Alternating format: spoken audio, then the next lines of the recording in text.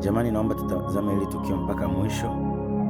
Hili tukio, kijana anayepigwa hapo anatuhumiwa kwa kesi ya kuchukua nyeti ya mtu, lakini cha kushangaza, yule mtu aliochukuliwa nyeti muda wote anatafutwa, aonekani na haijulikani kachukua nyeti ya nani. Kila muda wanauliza aliyechukuliwa nyeti yuko wapi, aonekani. Hii inadhihirisha kwamba yote yanayofanyika haya ni mchongo, yaani vijana wanakufa bila hatia. Nyinyi wenyewe mnaweza mkaangalia hilo tukio linavyoenda.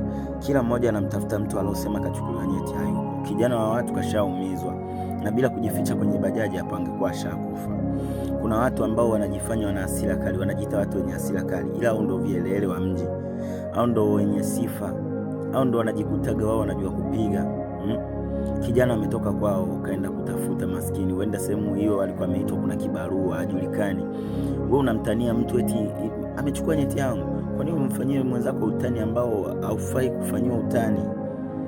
Angalia damu zinavyomtoka. Mtu aliochukuliwa nyeti haonekani.